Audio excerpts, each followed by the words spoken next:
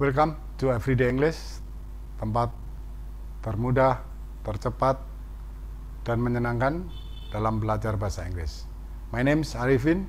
Dalam kesempatan ini, saya akan mengajarkan tentang subjek. Oke, seperti yang kita ketahui bahwa subjek adalah pelaku dalam kalimat atau pokok dalam suatu kalimat. Baik, subjek antara lain berupa satu, yaitu bisa berupa kata benda, baik abstrak maupun konkret.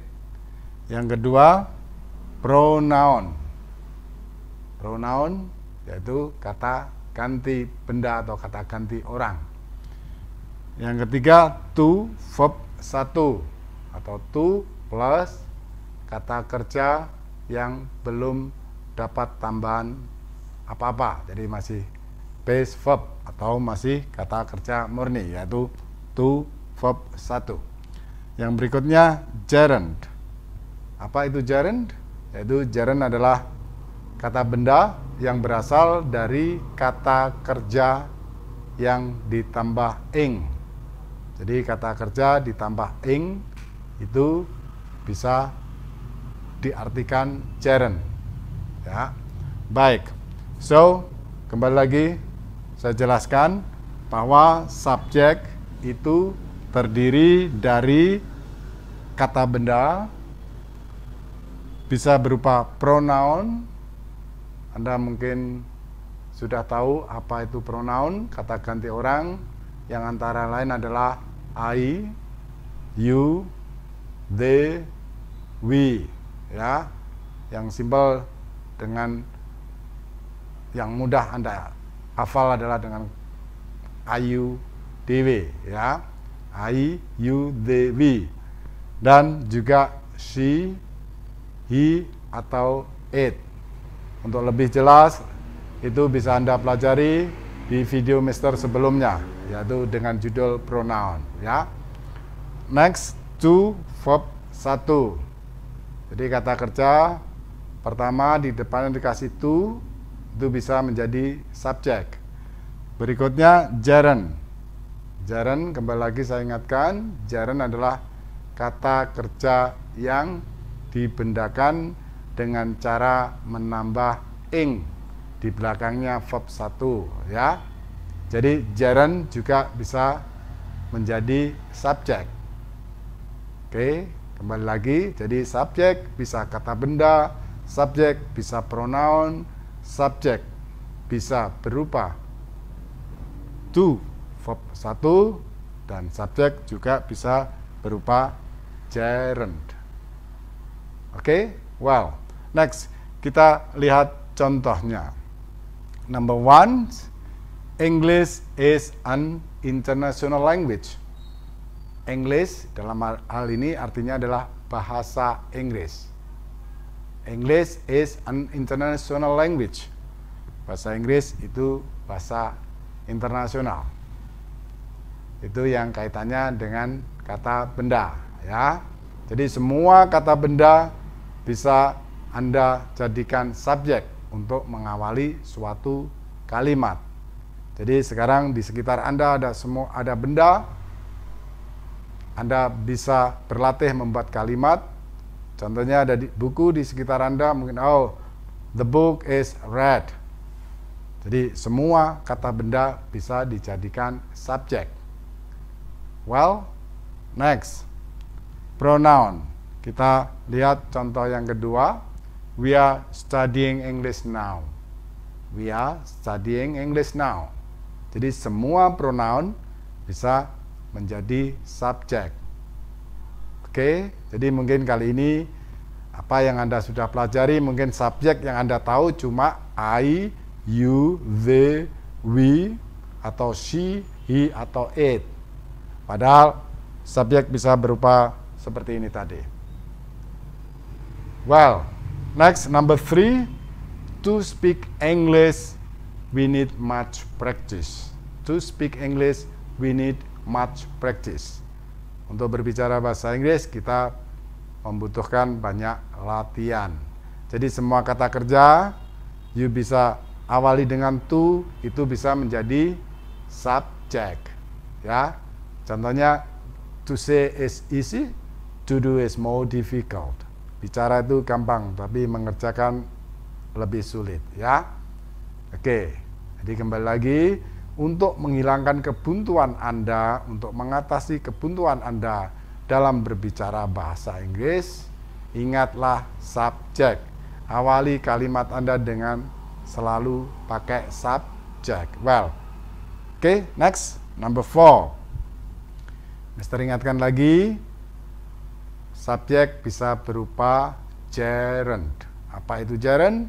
Kata kerja yang dibendakan dengan cara menambah ing. Ya, dalam contoh, fishing is my hobby. Fishing is my hobby. Fishing itu memancing. Memancing adalah hobi saya. Ya, jadi Anda pahami. Jadi Anda mulai hari ini tentunya akan bisa mengatasi kebuntuan dalam berbicara. Jadi kalau Anda berbicara, Anda ingat itu subjek, ya, tentunya kalimat diawali oleh subjek. Anda ingat kata benda, ya sebutkan kata benda. Anda ingat pronoun, pakai pronoun. Anda ingat to infinitive, pakai to infinitive. Anda ingat gerund, Anda pakai gerund. Jadi Anda akan bisa mengatasi kebuntuan Anda, ya. Well, so bagaimana Mister kalau suatu kalimat itu tidak ada subjeknya, ya? Kalau kalimat itu tidak ada kata bendanya, tidak subjeknya, tidak pronoun, tidak verb 1 to verb 1 atau gerund.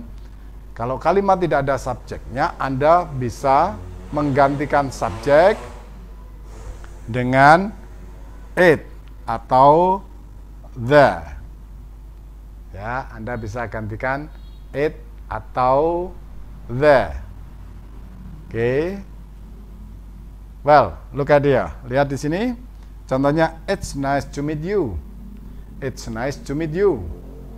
Ya, senang bertemu Anda. Tentunya di sini tidak ada pelakunya dalam suatu kalimat, ya. It's nice to meet you. Anda bisa menggantikan subjek dengan kata it. Apa artinya it di sini? Dia tidak punya arti, dia hanya menggantikan fungsi subjek. Oke, karena Anda harus tahu suatu kalimat pasti ada subjek dan predikatnya. Well, next, number 2, look at here. There is a student in the classroom. There is a student in the classroom. Oke, di sini juga tidak ada subjeknya. Ya, untuk itu Anda bisa menggantikan dengan kata there is, yang artinya dalam bahasa Indonesianya adalah ada. Ya, there is a student in the classroom. Ada seorang murid di dalam kelas. Ya, oke. Well, next, there are many students outside. There are many students outside. Oke. There di sini menggantikan subjek. Well, paham? Oke. Kita lihat. Di sini ada perbedaan sedikit, there is dan there. Mungkin Anda juga sudah pernah mempelajarin. Kalau there is tentunya diikuti benda tunggal. Di sini a student hanya satu orang, ya. Sedangkan there diikuti many students, banyak orang. Oke. Jadi ingat, mudah-mudahan dengan Anda mempelajari subjek, Anda tidak lagi mengalami kebuntuan dalam berbicara. Karena berbicara selalu diawalin oleh subjek. Subjek sekarang Anda sudah tahu bahwa macam-macam subjek bisa berupa kata benda, bisa berupa pronoun, bisa berupa gerund, ataupun to verb 1. Kalau apa yang akan Anda bicarakan tidak ada subjeknya, Anda bisa memakai kata it sebagai pengganti subjek atau the, ya. Dan it is biasanya selalu diikuti oleh kata sifat atau adjective, ya. Oke, so you say it. Anda ketemu kata happy, oh, it's happy to see you, ya. Oke. Well, and then so you bisa memakai subjek yang sudah Mister jelaskan, dan kembali lagi apabila suatu kalimat tidak ada subjeknya, Anda bisa memakai it dan the. There is untuk menyatakan sesuatu, satu, ya. Sedangkan there itu lebih dari satu. Oke, get it? Baiklah, Mister lanjutkan dengan kalimat perintah atau command sentence, kalimat perintah. Oke, baik, kalau kita amati orang berbicara itu tujuannya ada 3. Mesti Anda ingat-ingat itu, ya. Orang berbicara itu tujuannya ada 3. 1, dia pasti bercerita. Baik itu cerita lampau, cerita yang akan datang, cerita yang sudah terjadi dan sebagainya. Ya, yang kedua, dia pasti memerintah. Dan yang ketiga, dia bertanya. Jadi siapapun Anda, Mister dan semuanya kalau berbicara tujuannya hanya 3 ini. Jadi bercerita, memerintah dan bertanya. Baik, kalau bercerita tadi Anda harus memahami subjek tadi, ya. Jadi semua Anda bisa cerita dengan mengawali dengan subjek yang sudah Mister jelaskan di depan tadi. Berikutnya Mister lanjutkan dengan perintah, ya. Bagaimana membuat kalimat perintah? Membuat kalimat perintah yang perlu Anda ingat adalah 1. Semua kalimat perintah itu diawali oleh kata kerja, base verb, ya, kata kerja yang belum mendapat tambahan apa-apa, ya. Oke, jadi Anda ingat untuk membuat kalimat perintah itu selalu diawali oleh verb 1, ya, verb 1 atau kata kerja murni, ya. Jadi semua kata kerja bisa Anda buat kalimat perintah. Tinggal Anda memberikan intonasi perintah, ya. Dan untuk membuat kalimat perintah itu menjadi halus, Anda bisa menaruh kata please. Bisa di belakang, bisa di awal kalimat. Oke, kita lihat contohnya. Open the book please. Open the book please. Silakan dibuka bukunya, ya. Kembali lagi, ini tidak ada subjeknya. Oh, you open the book please. Itu salah, ya. Karena apa? Yang diperintah sudah jelas. Jadi you tinggal bilang open the book please atau please open the book, ya, atau please open the book. Oke, jadi please itu boleh you pakai, boleh tidak. Itu hanya untuk memperhalus suatu perintah. Oke, look at number 2. Please show me. Tunjukkan kepada saya. Please show me atau show me please. Ya. Oke. Show me please. Baik, kita kembalikan lagi. Kalimat perintah, untuk membuat kalimat perintah selalu diawali oleh kata kerja pertama. Untuk memperhalus suatu perintah, Anda bisa menambahkan kata please. Bisa di belakang, bisa di awal. Jadi Anda tidak lagi memakai subjeknya atau you biasanya. Oh, you open the door please. Itu tidak tepat, ya. Well, kembali lagi. Open the book please. Please show me. Oke, get it? Wow. Itu yang memakai kata kerja. Bagaimana kalau perintah itu tidak mengandung kata kerja atau tidak ada unsurnya kata kerja? maka Anda bisa menggunakan be sebagai pengganti kata kerja. Ingat, kalau perintah itu tidak ada unsur kata kerja, maka Anda bisa memakai be sebagai penggantinya kata kerja. Look at the examples. Contohnya, slow ini kata sifat, pelan, ya, tidak melakukan suatu pekerjaan. Tapi bisa dipakai kalimat perintah dengan cara diberi be sebagai pengganti kata kerja. So, kalimatnya menjadi be slow please, be slow please, atau bisa please be slow. Oke. Next, please be happy, please be happy, or be happy please. Oke, it's a piece of cake, right? Ya, oke. Well, gampang kan? Jadi Anda sekarang bisa membuat kalimat perintah dengan cara memakai kata kerja bentuk pertama.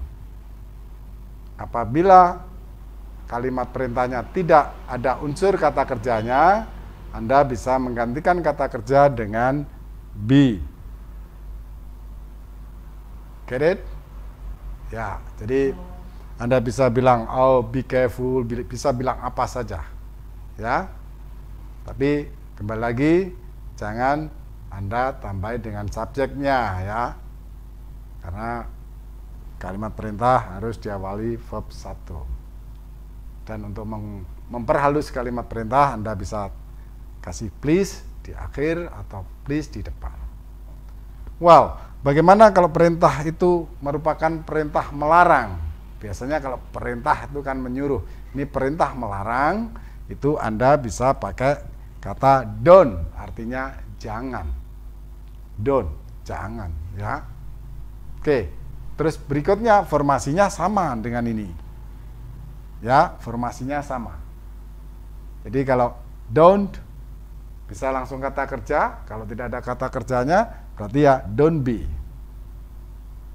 Oke, look at the examples. Oke. Don't close the door please. Don't close the door please. Jangan ditutup pintunya, atau please don't close the door. Please don't close the door. Itu yang pakai kata kerja. Apabila yang tidak mengandung kata kerja, you bisa bilang please don't be jealous. Please don't be jealous. Jangan iri hati atau jangan cemburu, ya. Atau you bisa don't be jealous please. Don't be jealous please. Oke, paham? Well, sekali lagi Mister ulangi, untuk membuat kalimat perintah harus diawali verb 1. Apabila tidak ada kata kerjanya, Anda bisa menggantikan dengan be. Oke, kalau itu perintah larangan, Anda bisa awali dengan don't, artinya jangan, ya. Wow, oke. Berikutnya tentunya Anda sudah bisa bercerita, Anda sudah bisa memerintah. Yang terakhir adalah tentunya bertanya.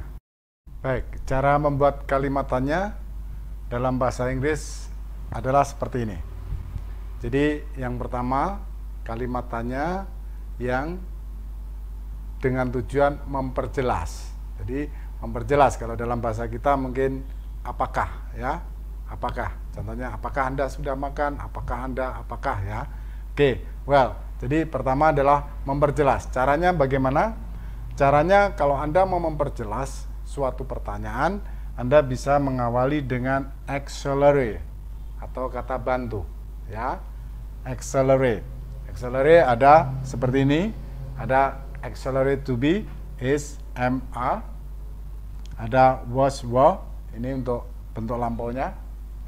Ada juga do, does, atau did. Yang berikutnya ada have, has, atau had. Berikutnya will, can, must, atau may. Dan juga would, should, atau could. Oke, jadi untuk memperjelas suatu pertanyaan, Anda bisa mengawali dengan auxiliary atau kata bantu seperti ini. Baik, sekarang Anda lihat contohnya. Number one is she your sister? Is she your sister? Apakah dia saudara kamu? Ya. Oke. Number two, were you at school yesterday? Were you at school yesterday? Apakah kemarin Anda di sekolah? Oke. Next, do you live in this town? Do you live in this town? Apakah Anda tinggal di kota ini? Do you live in this town? Ya. Next, number four, does he speak English? Does he speak English? Apakah dia bisa berbicara bahasa Inggris? Oke. Next, have you gone to Bali? Have you gone to Bali? Anda sudah pernah ke Bali? Have you gone to Bali? Ya. Next is, may I borrow your book? May I borrow your book? Boleh saya pinjam buku Anda? Oke, kembali lagi. Ini adalah cara bertanya untuk tujuan memperjelas, ya. Memperjelas. Jadi untuk menjawab pertanyaan ini, Anda cukup menjawabnya dengan yes atau no. Jadi, is she your sister? Tinggal kalau yes, yes she is. Kalau no, no she is not. Okay, number two, were you at school yesterday? Yes, I was. Atau no, I was not. Next, do you live in this town? Yes, I do. Or no, I do not. Okay, number four, does he speak English? Does he speak English? Yes, he does. Or no, he does not. Number five, have you gone to Bali? Have you gone to Bali? Yes, I have. Or no, I haven't yet. Yeah, or no, I haven't. Okay. Next, may I borrow your book? May I borrow your book? Yes, you may. Or no, you may not. Ya, intinya kalimat tanya ini jawabannya cukup yes or no. Oke, get it? Well, untuk cara yang kedua adalah tentunya Anda bertanya yang membutuhkan suatu jawaban. Pertanyaan yang membutuhkan suatu jawaban, Anda bisa menggunakan 5W1H. Apa itu 5W? Yaitu ada who, ada what, ada where, ada why, ada when. Itu yang W-nya. Ya, jadi who itu siapa, what apa, where di mana, why mengapa, when kapan. Dan yang dimaksud 1H adalah bisa how atau bisa how ditambah kata sifat, ya. Contohnya, how far is your house, ya. How far is your house? Oke, jadi di sini bagaimana? Di sini bisa berarti berapa, ya, berapa jauh. How far, how long, berapa lama, ya. Oke, how much, berapa banyak. Well, so kalau Anda memakai 5W1H, di sini berarti Anda bertanya membutuhkan jawaban. Baik, kita lihat. Number one, who is he? Or who is he? Who is he? Oh, he is my brother. He is my brother. Ya. What food did you eat? Kamu tadi makan apa? What food did you eat? Oke. Where does Peter stay? Where does Peter stay? Peter tinggal di mana?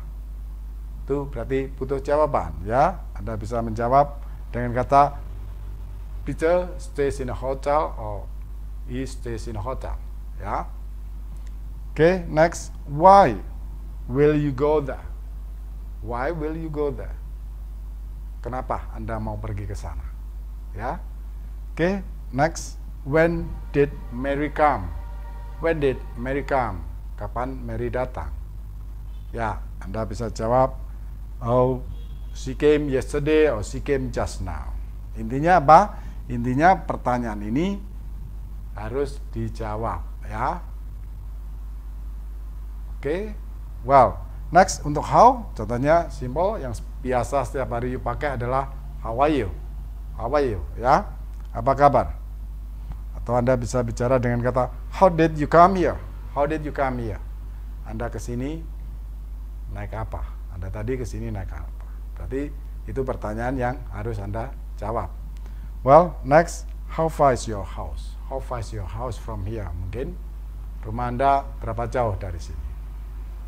Well, jadi kembali lagi, untuk bertanya itu caranya ada dua. Satu, Anda bisa pakai accelerate, artinya atau tujuannya hanya memperjelas. Jawabannya cukup yes atau no. Yang kedua, yaitu memang Anda bertanya membutuhkan jawaban. Ya, itu dengan cara menggunakan who, siapa, what, apa, where, di mana, why, mengapa, when, kapan, dan how, bisa berarti bagaimana, atau kalau diikuti kata sifat, bisa berarti berapa, bla bla bla. Well, thank you. Anda sudah mempelajari bagaimana membuat suatu kalimat, yaitu pertama, Anda harus mengawali dengan subjek yang intinya bercerita. Yang kedua, Anda bisa mengawali dengan verb 1, yaitu kalau Anda membuat kalimat perintah. Dan tentunya yang terakhir adalah Anda bertanya dengan cara yang baru Mister jelaskan. Tapi Anda harus ingat bahwa untuk bisa berbahasa itu Anda harus melakukan suatu kebiasaan. Jadi bahasa bisa karena terbiasa. Well, thank you very much for joining. I'm Mr. Alvin. Goodbye and see you.